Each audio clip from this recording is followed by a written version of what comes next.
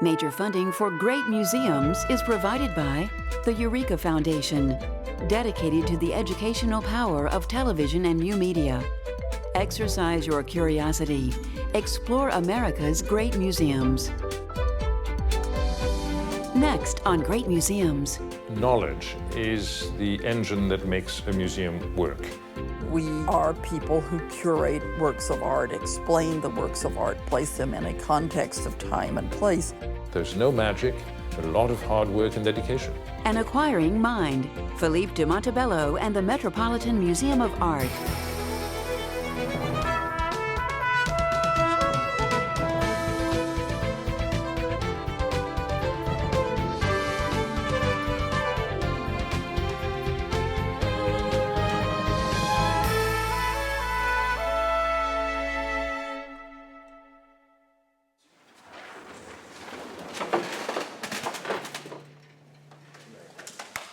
The interesting thing about art museums is that a museum is never finished. A museum cannot allow itself to become a museum of itself. One never has so complete a picture that you can simply close the book. During his 31-year tenure as director of the Metropolitan Museum of Art, Philippe de Montebello, the Met's 8th and longest-serving director, guided the acquisition of more than 84,000 works of art. What is important in putting together the great encyclopedia of art that is the Met is that we not fall into the trap of merely filling gaps with representative examples. We would rather not represent a particular artist or a particular style, movement, or civilization even, if we cannot get a truly outstanding work. Born in France, educated at Harvard, in 1963, de Montebello brought a background in European painting to his first job as curatorial assistant at the Metropolitan Museum of Art. When he took over as director in 1977, the Met was already well established as a distinct showcase for European art. In 1870, the museum opened with 174 European paintings, mostly Flemish and Dutch masters. A century later, this European rarity, Study of a Young Woman by the Dutch master Vermeer, was one of de Montebello's first major acquisitions as director of the Met. It was an impressive catch. There are said to be only 36 Vermeers in the world. However, under de Montebello's leadership, the museum's Eurocentric collection would grow to represent all continents, all cultures, and all eras. Philippe has been an incredible director for supporting the acquisitions of objects of great quality from across the globe. No one in the world could know the whole history of art around the globe and spanning the centuries. If anybody could, it would be Philippe. And after 30 years, he comes pretty darn close to that. Multiple cultures have had their great moments, their individual geniuses, and a high level of creativity. And any number of acquisitions, fortunately, have come our way that have given us pretty much a complete panoramic view of the world over time. Today, nearly 2 million objects, comprising an encyclopedic treasury of world art, are contained in the Met's growing collection. Well, there's no question, 3 decades or so ago when I started, the Board of Trustees had really given the impetus to redressing an imbalance in the museum's collection. We were all looking at the areas of the collection that really needed beefing up, or some that were so weak as to be non-existent. He's very proud of things that are not his favorite things in the world, but which he very much respects as objects that should be in a collection. One example from the realm of modern art is this portrait by the German artist Otto Dix, who worked between the 2 world wars. I urged the purchase of this painting, even though for a long time Otto Dix was an artist I actually thoroughly disliked. One day I was in Berlin and there was a huge retrospective of Otto Dix, and I hesitated. I said, why do I want to see a huge retrospective of Otto Dix? And I said, all right, I'm a professional, I should do so. To his surprise, he liked what he saw. Actually, this is a painter who painted a whole set of remarkably fine, in some instances, really very beautiful portraits. And so my mind was changed a little bit about the artist, not so much about all of him, but certainly about his portraits. Back in New York, a catalog describing an upcoming auction arrived on de Montebello's desk. And I saw in it this portrait by Otto Dix, and I said to myself, this is a picture we must have. So I called the curator of modern art, and I said, I think this is a picture we should buy, at which point he burst out laughing. And I said, why are you laughing? He said, we've been discussing for the last few minutes, how would we ever get you interested in this picture? So anyways, we bid on it, got it, and I'm thrilled to have it. Or for the Metropolitan, at least. Discovering the existence of an artwork worthy of entering the Met's collection is just the beginning. Yeah, it is. Before any work of art is acquired, conserved, and put on display, it is subjected to a strenuous vetting How process. can we be absolutely certain that the ibises, if that's what they are... The curator's first hurdle is the director himself. I mean, is there any way of knowing?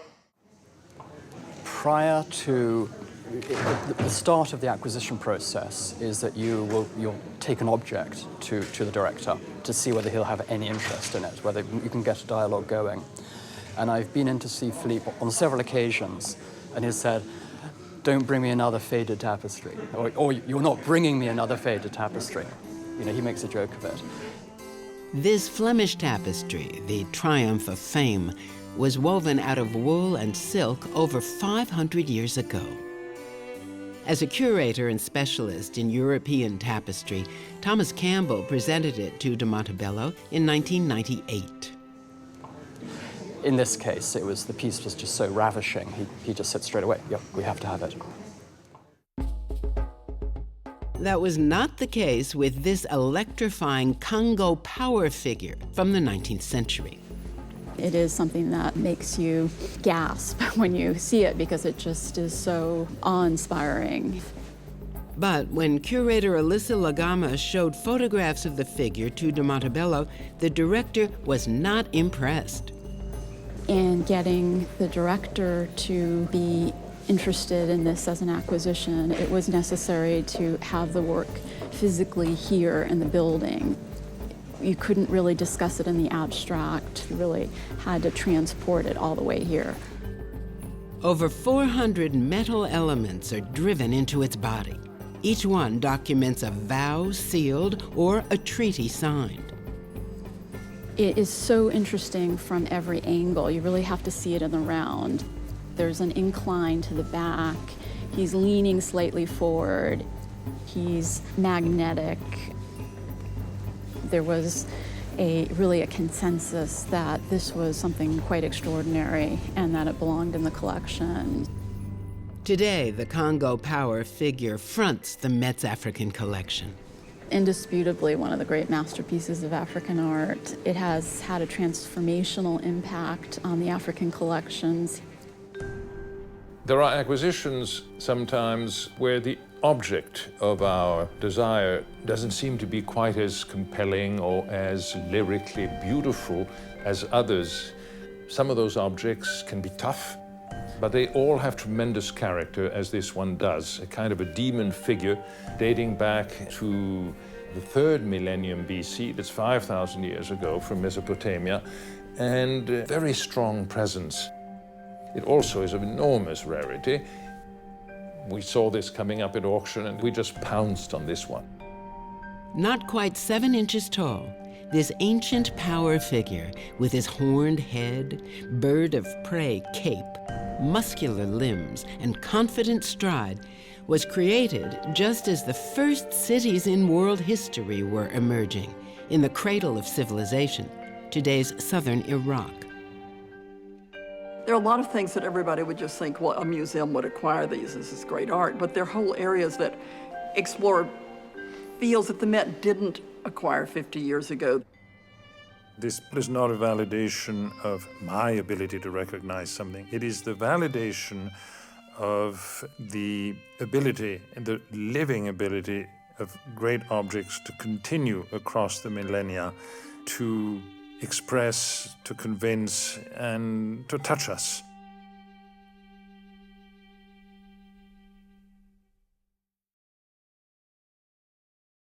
You can never fully get rid of personal taste. There's no such thing as total objectivity in art, but you can try.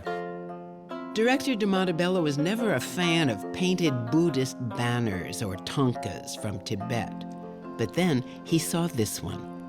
I was simply stunned by the delicacy, the subtlety, the muted colors. This is from the 13th century, and it's one of the first where you can sense, looking at the delicacy of line, looking at the inventiveness of the artist, you sense the whole process of creation rather than of repetition.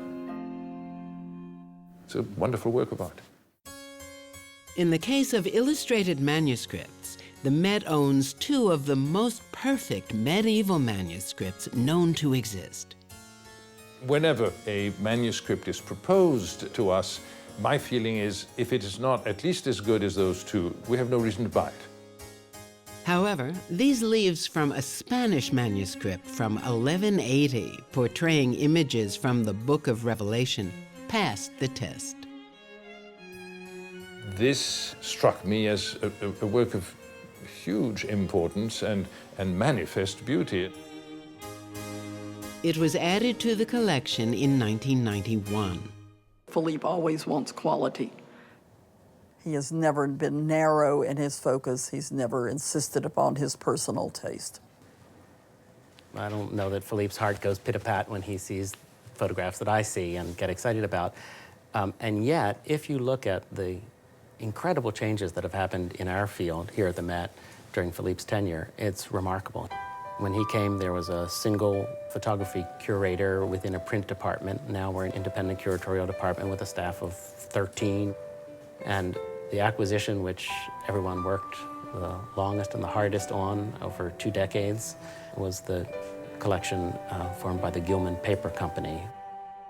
Acquired in 2005, the Gillman Paper Company collection spans the first century of photography.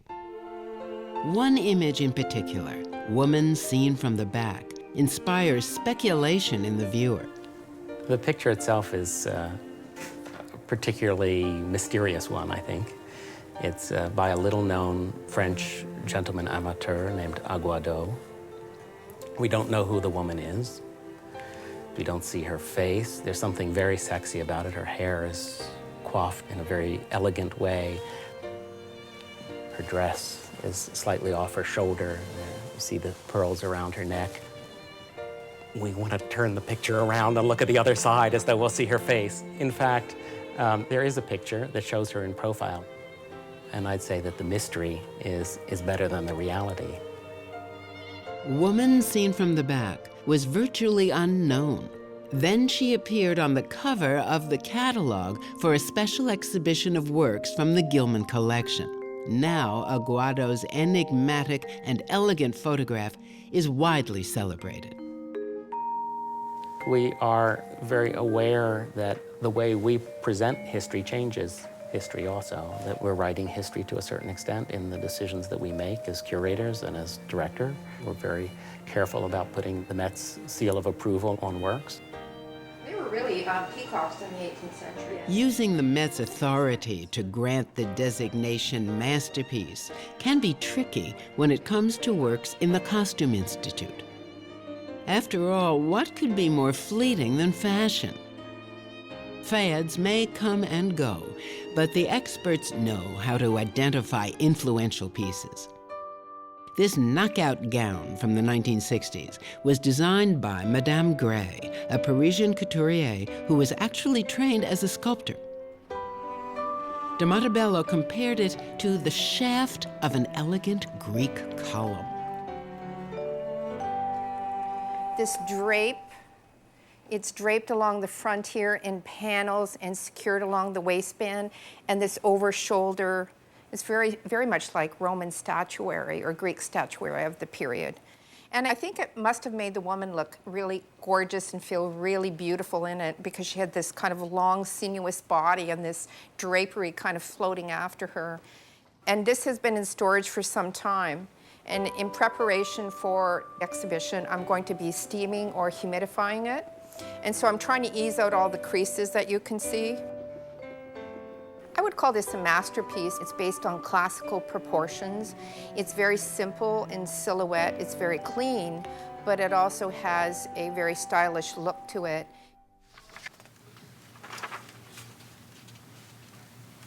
Well, that's as good as it gets. Identifying outstanding works of art for the Met is the job of nearly 100 curators and curatorial assistants. It doesn't look like that. It looks more like... Working with researchers, scientists, and conservators, they locate, authenticate, and propose the acquisition of pieces to enhance the Met's collection. This entire surface crosshatch laid down with gold leaf and incised through. Incised through. Ultimately, the Board of Trustees will decide what enters the collection. But first, the curator's offerings must be pitched at a special staff-only meeting called the Dry Run. All right, then we're ready for the cameo appearances of the requests for purchases. And we're going to move clockwise around the room, which means that, Andrew, your task is to convince this committee that they're looking at $130,000 worth of ribbons and metal. The presenters have 5 minutes each to sell the room on their particular piece. The piece we're presenting is an extremely rare hinge pannier that dates to around 1760. This was never meant to be seen except perhaps by one lucky person. But what was meant to be seen was the dress that goes over it. Can you help us there? Because they were so critical to developments of fashion in the 18th century. So the size of the actual pannier did actually reflect changes in fashion. So in a way, they were as important as the actual dress itself. The second object is a 12th century image from northern India, from the foothills of the western Himalayas. These are the two. These are the crack pieces of the lot. They're in original condition, and they would have been painted with a set of pastel crayons that he ordered from the Swiss pastelist Lyotard, because a set that gave him this kind of color range couldn't have been gotten in Boston. This armor can, I think, justifiably be claimed to be the earliest known Mughal armor, and arguably the most beautiful one. Does it show any sign of having actually been used in battle, or is it ceremonial? No. And in fact, one issue I've even gone into, it may be composite. These plates seem to have been set into a male shirt, but not necessarily when it began life in the early 17th century, but rather later. There's a long tradition of reuse in India. Any other questions? Retrospectively, prospectively, all done? Thank you all very much. There's no question that knowledge is the engine that makes a museum work. The expertise of our curators is, in a sense, our most valuable currency. It also is the element that provides me, when I make a judgment, with the comfort to reinforce my own convictions about an object. In 1989, this monumental landscape by Jericho was selected during the Dry Run for the ultimate challenge, presentation to the Board of Trustees. Jericho communicated through scale. His paintings were, for their day, absolutely enormous and outsized, so it was important for us to get a big work by Jericho. But Jericho was known for his emotional figure paintings, not his landscapes. This was not his typical style, and the Met's trustees were not impressed. Philippe came right up to me just a second before I was about to speak and said, "This isn't going to fly. They don't like it. So don't pin your hopes on this work." So I took a deep breath and I gave it everything I had, trying to persuade the trustees that this may not be what they think of Jericho. This may not be a work that they want to hang in their own houses. And surprisingly, the trustees said, if the director, the departmental chairman, and the curator of French painting say that this is a capital work that we must acquire, who are we to disagree with them? And with that withering statement, approval was given, and in fact we were able to get it for a pittance, for a very small sum compared to the value of it in the history of art. There are many ways that works of art come to the attention of the Met scholars, and many paths that lead to acquisition. Sometimes it's curatorial sleuthing, and sometimes serendipity. Acquired in 1981, this large and imposing work by the great Flemish Baroque artist Peter Paul Rubens is, at the same time, a very intimate portrait. It is, in fact, a self-portrait with his new young wife, Hélène Fourment, and one of their children. It was actually one of a pair in the Rothschild collection in Paris. But when the Rothschilds decided to sell the two paintings, the French government insisted that one stay in France. The Louvre had first pick. And I'm delighted to say, while the picture that the Louvre chose is a wonderful painting, had we been given the original choice, we actually would have chosen the one we ultimately got. So everybody won. Sometimes the only justification for acquiring a piece of art rests in the eye of the beholder. This is a work which came up at an auction a few years ago, and there was absolutely no information about it. It said possibly 17th or 18th century. Nobody had any idea of the country in which it was made, of who the sitter was, or who the artist might be. And this is one instance where you rely on intuition based on the saturation of the eye. And I said, we ought to buy it. And they said, well, you know, we know nothing about it. I said, look, you have an eternity to find out about it. But first, we have to get it in the collection. It was only 5 years. I looked through the portraits, through coins, to find who he could be, because his features are quite distinguished. Eventually, curator Wolfram Kappe found these images, which were key to identifying the subject. The Russian statesman Alexander Menshikov. Alexander Menshikov was a close friend of Peter the Great. Menshikov actually was the one who drove the Swedes out of the area which is today called St. Petersburg. And Peter the Great made him the first governor of St. Petersburg in 1703. The interesting thing in terms of price and acquisition at auction, had the name of the sitter been known, we would never have been able to compete against the Russian oligarchs or even museums. We still don't know by whom or where, but we're well on the way. When the museum acquires a work of art, it's the beginning, not the end, of the discovery process.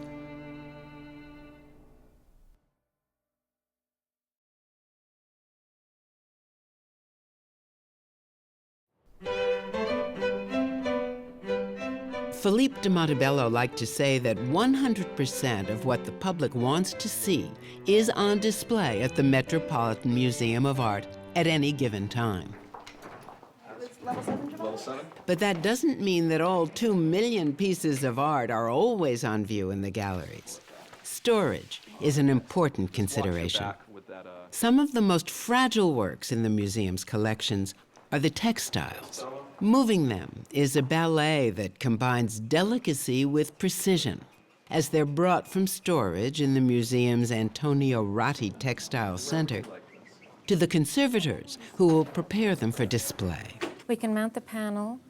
Christina Carr and Florica Zaharia are beginning work on the first of a pair of exquisite 18th century French tapestries acquired by the museum in 2006. The maximum, I guess, combination of every single color in this panel is in those little butterflies. Yeah. And then this is nice too with the... For more than 200 years, these extraordinary panels languished behind the scenes in a king's pleasure palace. This was part of a large and complicated commission for the Spanish king, Carlos IV, who was decorating a small rural palace about an hour outside of Madrid. Well, about an hour in modern times. The pieces really exemplified the highest quality of silk design and execution at this period. The two panels have never been used, or if they were used for a very short time.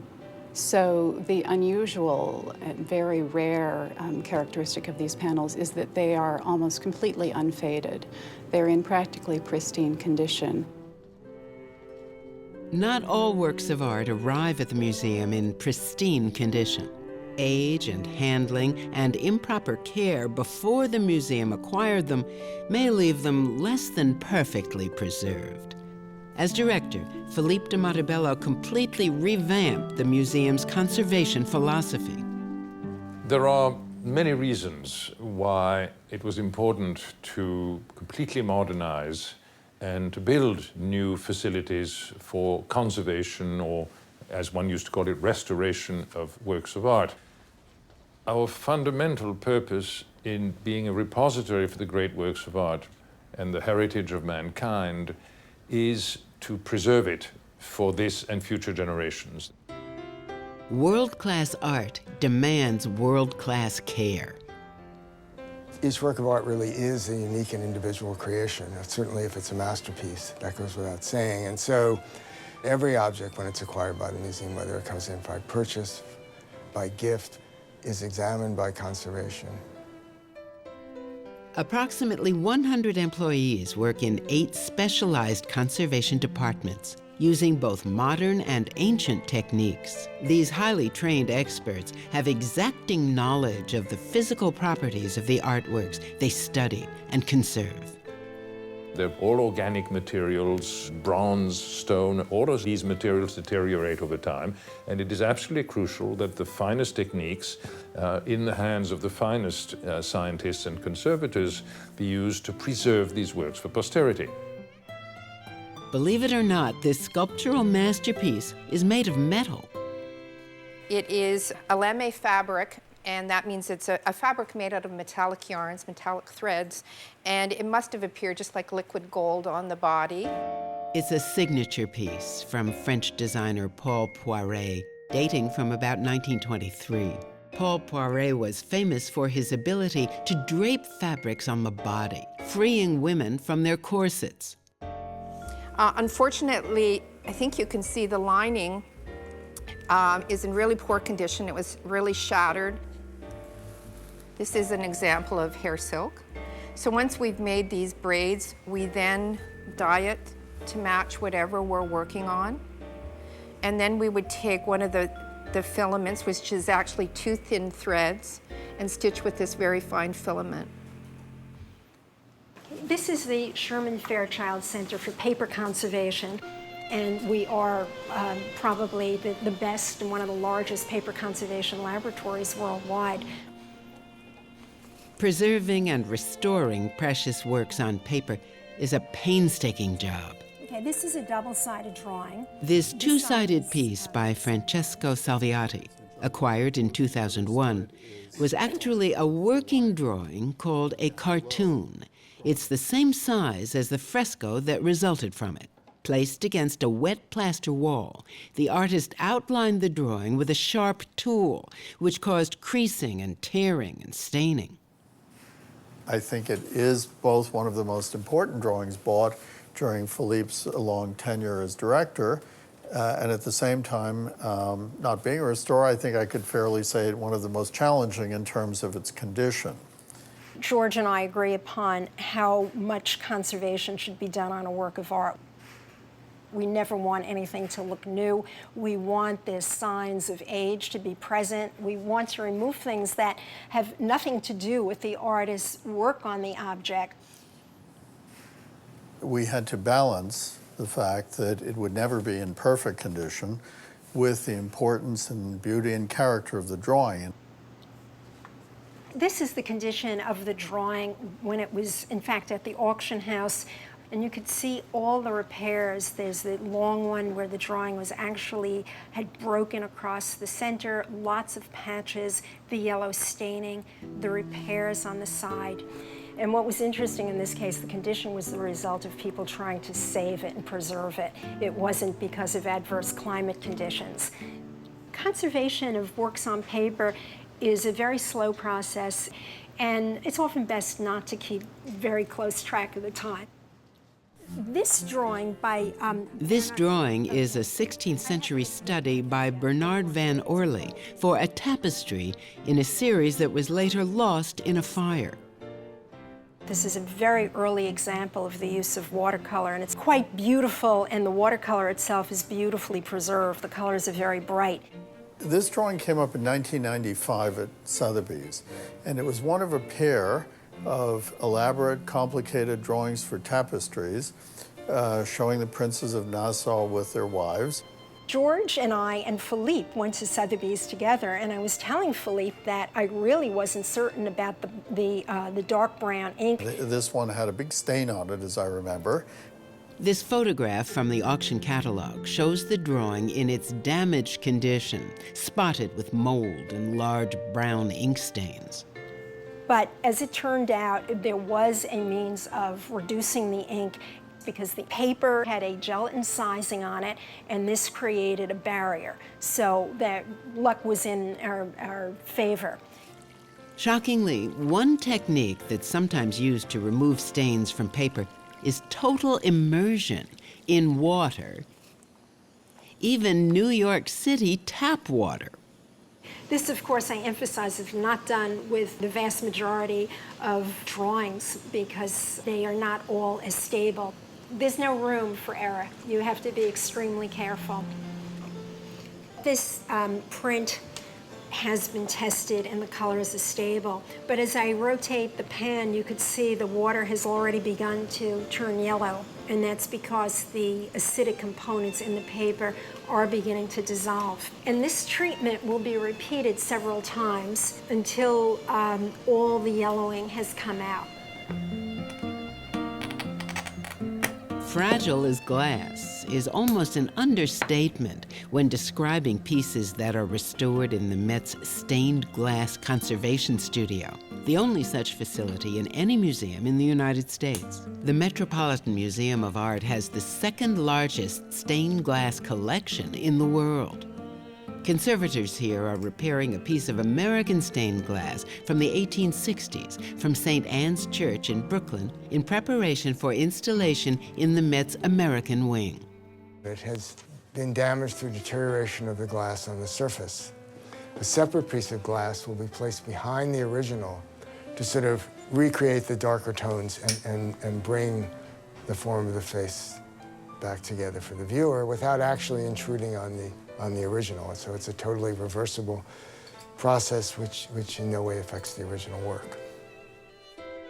Even works of stone or metal can be fragile. And what you see here, in the Objects Conservation Lab, conservators use X-rays to reveal a wealth of information about the works of art they handle. We often use X-rays as a tool to look at damages, areas of restoration, problems with an original casting or original carving or something, weak areas on a sculpture, cracks that may not be visible on the surface that could lead to catastrophic results down the road. So X-rays are a very useful tool for us. The elemental composition of a particular metal will tell you from which part of the world it came from. If you thought it was from the Aegean, you suddenly discover it is from Upper Egypt. You also learn by examining the objects how they were made, and how they were made also tells you a great deal about the creative process and the origins of the object. These are three objects that are coming in, three ceramic vessels from the Islamic collection. Sometimes conservators must measure what they can do against what they should do. We have recreated the shape of the bowl. We have continued the pattern along the edge so that it sort of unites the shape. But we haven't gone so far as to recreate the figures because we don't have enough information for that. So in that case, we've created the background. Each object is sort of its own set of compromises. Throughout history, sometimes things have been overly restored, so that often the work tells you more about the restorer than it does about the original artist, and that's what we try to avoid. I mean, we don't want people to go into the galleries and admire our restoration or admire our conservation. We want them, ideally, not to have no idea that it even happened. Ironically, the point of some restoration work is to be obvious. Well, this is part of an Egyptian sculpture from the Amarna period. And the curator who works with this material believes that the hand that you see there and the part from the wrist and the lower part of the forearm belong together. So what Anne is doing now is she's joined those two pieces together, and she's now has made a plaster fill to fill the gap where that loss is. But it will probably be done in such a way that it is obvious that the area that she is creating is not original, that it is a restoration. So it will be close to the original appearance of the stone, so that you don't focus on the restoration, but it will be discernible as a restoration. There are times when a work is simply best when left alone. The fractured face of this Egyptian queen is evocative in its natural form. The astonishing thing about this object is that it is so powerful, so engaging, even though it is a fragment, clearly broken, part of a larger sculpture. To a certain degree, its fragmentary nature may well be part of what makes it so exciting and mysterious.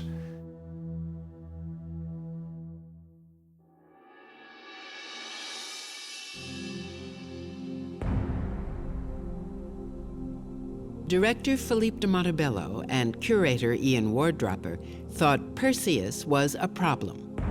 Not the statue itself, but the location of the massive marble masterpiece. Perched high above the lobby on the Great Hall balcony, the Greek hero made a striking impression at first glance. It looked grand, but it decorated. It filled a spot, but it lost some of its value as a piece of sculpture. It was moved. In 2003, the 2,500-pound monolith was relocated to a newly opened gallery filled with natural light. The sweepingly designed Petrie Sculpture Court. And I think it holds a position of great honor and majesty in the middle of that court. For 31 years, de Montebello's touch was felt in large and small ways at the Metropolitan Museum of Art.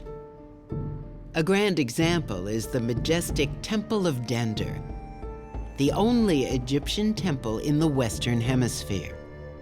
In 1978, during his first year as director, de Montebello oversaw the installation of the temple and the completion of the glass-enclosed Sackler wing as part of a 20-year expansion plan. The temple was a gift of the Egyptian government and a fitting symbol of the museum's burgeoning worldview. For me, it was then a matter, with those growing collections, of creating the right galleries to house them, because you can't just have the same vitrine, the same shaped doors, the same everything to present the art of the world. During the de Montebello years, the Metropolitan Museum of Art nearly doubled in physical size. For instance, the Asian art collection, once a few small cases of Chinese porcelain on the Great Hall balcony, blossomed into its own museum within the museum. At its heart is a serene and authentic Chinese scholar's garden, the Astor Court, completed in 1981. That really was the first time that the Asian art department has a real presence, apart from the balcony, in this museum. It is the brainchild of Brooke Astor, a great patron of cultural activities in New York City, but she had a special love for China. Well, on a very personal level, working with Brooke Astor gave me an opportunity to travel to China, going to Suzhou, going to look at the scholars' gardens, choosing and working with the Chinese workmen in building this court. And from that point on, it sort of spread out. On one side with India and Southeast Asia, and on the other side with Japanese art and also Asian Chinese art. The Metropolitan Museum of Art is now home to the most comprehensive collection of Asian art in the West. The 39 pictures in these galleries comprise one of the largest collections of 17th century Italian Baroque paintings in America, an area that had been overlooked by the museum in the past. Nearly half were acquired under de Montebello's directorship. If you look at this marvelous picture by Salvatore Rosa, this is the only work in this gallery that you would have seen had you visited this collection in 1950. The expansion got underway in the 1960s, and in fact, the picture right next to this, showing the Dream of Aeneas, was acquired in 1965 under the curatorship of Philippe de Montebello. So Philippe played a signal role in getting the ball rolling. This masterpiece, Guercino's Samson and Delilah, was completed in 1619.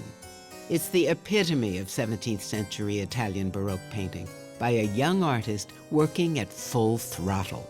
It was done when Guercino was just in his early 20s, and it shows the Old Testament biblical story of the blinding of Samson. It's an extraordinarily dynamic picture, sort of the Jackson Pollock of the 17th century. Limbs moving in all directions, the paintbrush actively working throughout, light playing over the figures. The painting's whereabouts were unknown for a century. Then, in 1979, it turned up in war-torn Beirut. It was rescued and offered to the Met.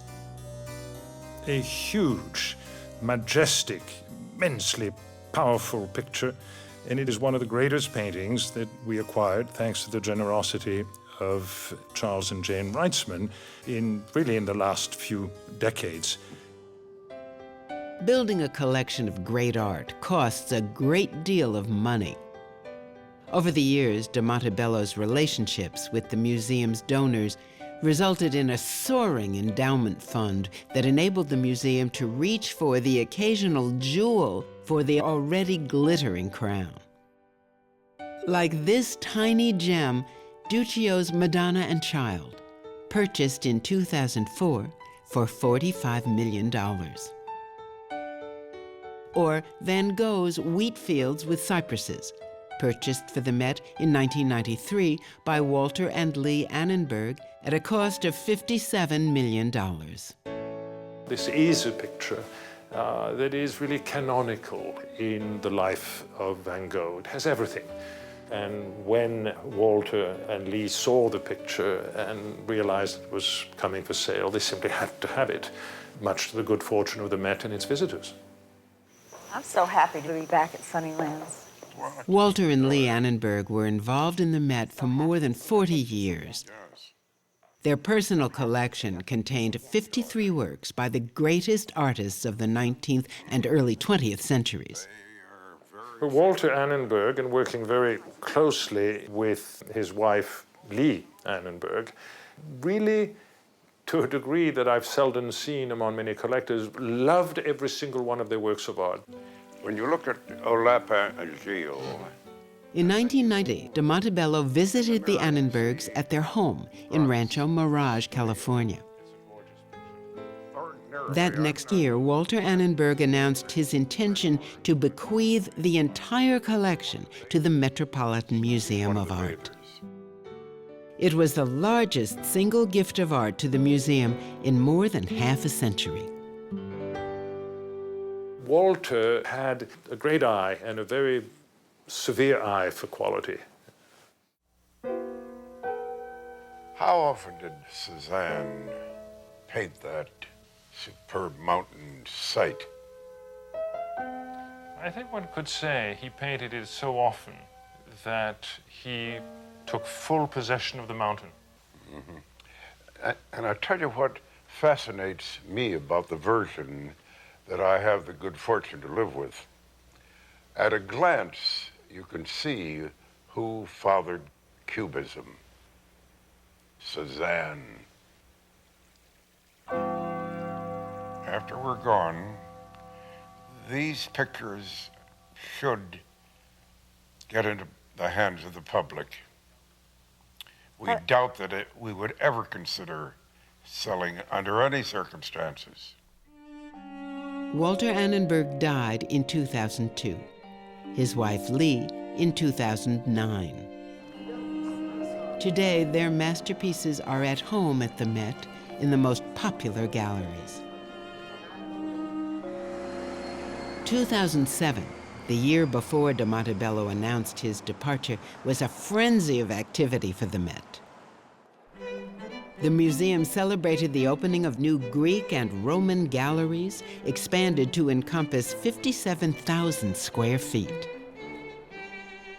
That same year, the Met reopened the renovated American Classical Galleries, as well as the Reitzman Galleries for French decorative arts,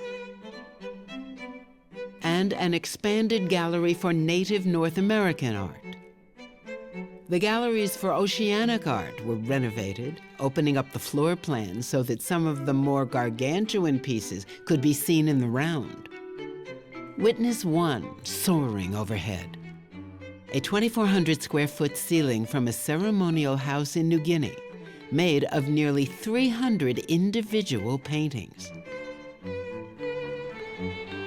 Visitors to these spectacular spaces were welcomed through the doors of a museum whose outside facade had recently been buffed to its original gleam. De Montebello declared that the museum was invigorated by the cleaning and aglow as never before in our lifetimes.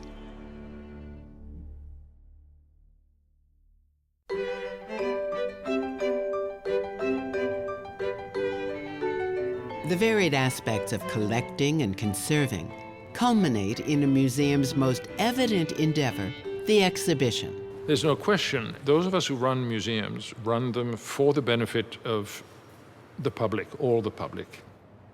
Modern museums present their works to the public in a number of ways: online catalogs, printed materials, and audio and video pieces. But there is simply no substitute for a face-to-face encounter with a masterpiece. Stand before Van Gogh's wheat field with cypresses. You can sense the artist's touch on the canvas and conjure the conditions in which he painted it. Grains of seed that were blowing in the wind flecked the paint surface. The heavy brush strokes and peaks and swirls of paint pulse with life. Move close to the bust of a Medici. Examine the details. Stone curls fly about his head. Intricate marble lace twists at his throat. A sculptor's strokes open for inspection. We are people who curate works of art, explain the works of art, place them in a context of time and place. All of us who have done exhibitions or are planning exhibitions at the Met are doing ones that are around themes. Fulfilling the director's role as showman, de Montebello orchestrated some 30 special exhibits a year, and museum attendance surged to 5 million annual visitors. I think it's important to realize that there is no genie that wafts through the cracks at night to unhang pictures, rehang pictures, often very heavy ones, displace 2 tons of Egyptian statuary from one place to the other. That is done by human beings. It's rare to catch a glimpse of what goes on behind the scenes. Moving a work of art is not like moving a piece of furniture in your house. Very often you need the presence not only of a good technician, but of the curator and a conservator, because many of these works have suffered over time. They have areas of weakness. Some have been broken or found broken and pieced together. And it's very important before you pick up an object that you know where the weak parts are, or simply by picking it up, you'll re-break it. That's it, we're done. There's no magic, a lot of hard work and dedication. Exhibitions can be large or small, broad or tightly focused. They can center on an artist, a culture, a millennium, or a moment in time. In the fall of 2008, Philippe de Montebello's final months as director, the Met's curators mounted a special exhibition paying tribute to his 3 decades of acquisitions. Choosing the pieces for the exhibit, fell on the shoulders of Helen Evans. She worked with senior design advisor Jeff Daly to create a cohesive display out of 300 chronologically and culturally diverse pieces. It's hard to find a combination that I feel comfortable with yet. He's saying he wants it to be very exciting and very stimulating and very unexpected. Yeah. Yes. That's why I did these, because mix them up and just throw them all over the place and then see how things kind of work. The selections began with pieces de Montebello acquired early in his career. And he sees them as when he convinced his boss to buy something. The final selection represented the breadth of the museum's encyclopedic collections, extending across time, from the striding horned demon of the ancient world to the invention of modern photography and exciting high fashion, from a 12th century Spanish manuscript illustrating the end of the world to Africa's 19th century power figure. To see 300 masterpieces like that in a series of galleries together is just phenomenal. I mean, it just takes your breath away. And you see objects normally in a thematic exhibition and you kind of know what to expect, but to see them like that, different cultures, different time period, where every room is a surprise, it makes you look at things completely anew. Objects that you thought you knew and had worked with for years all of a sudden look different. Just move it slightly towards me, just towards you. The curators have enjoyed thinking through the process of why didn't we do it by departments, why didn't we do it by continents, why didn't we do it by centuries, and they've come out really pleased with what we did do. None of the other ways would have worked as well. We considered them all. Right here, right? Yeah. It gave them and me an opportunity to look again at our acquisitions over the years and look at them in a completely fresh and different way. I'm used to thinking of the photographs in relation to our larger photographic collection, but rarely have our photographs been next to works of medieval gold work or antiquities or costumes. A mid-19th century American quilt was displayed next to Jasper John's white flag. This is a quilt made in the late 19th century where a young woman in Rhode Island cut out squares of white silk and glued them on cardboard and sent them to numerous important people all over the world and asked that they sign them and return them. And more than 300 people did sign them and return them, including 7 American presidents. And what I find wonderful is this is such a totally mid-19th century American piece, and it's juxtaposed to the incredible American flag, which has its own sense of being a quilt that's a 20th century work. So these are, I think, one of our more compelling juxtapositions. There's a wonderful mix of things here that all have this great dialogue together. I made them put up the Chinese dancer today because I said, I can't take it. I have to see her up there. I've been dying to see her in this room next to the Roman pan figure.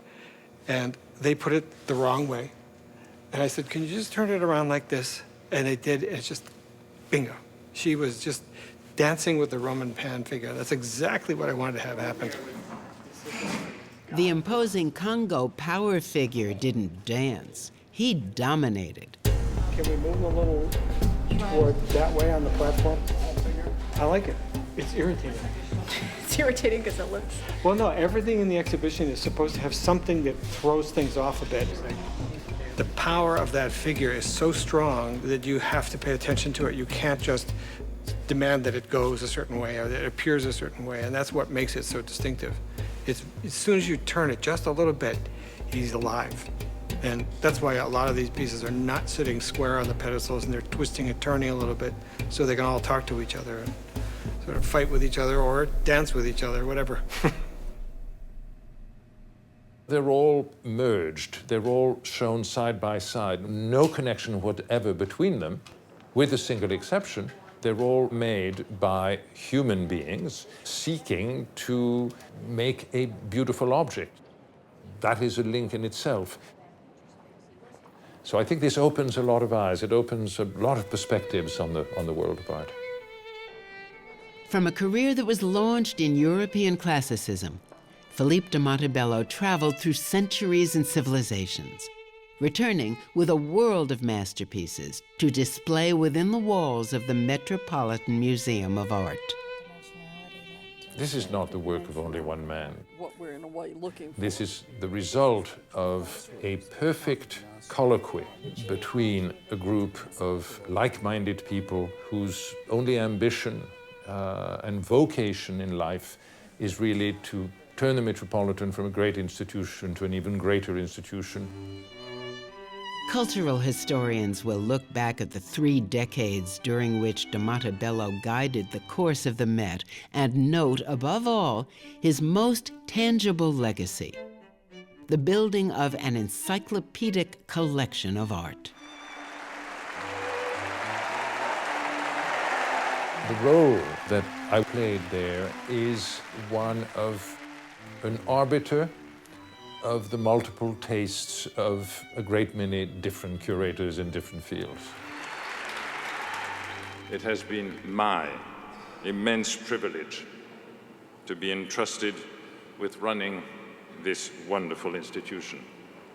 This is your greatest gift to me, allowing me to run it for so long.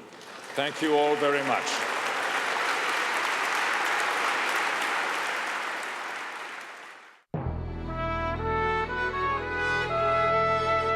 Learn more at greatmuseums.org.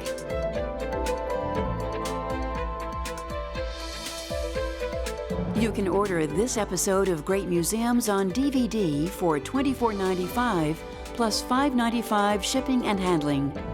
Call 1-800-230-4453 or visit greatmuseums.org.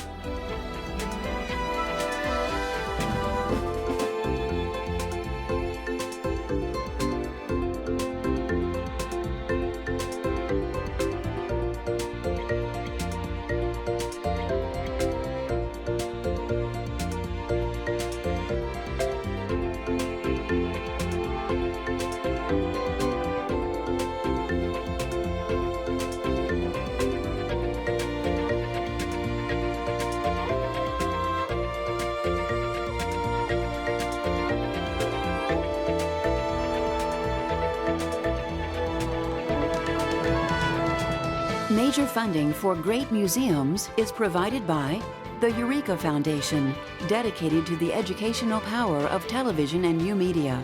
Exercise your curiosity. Explore America's great museums.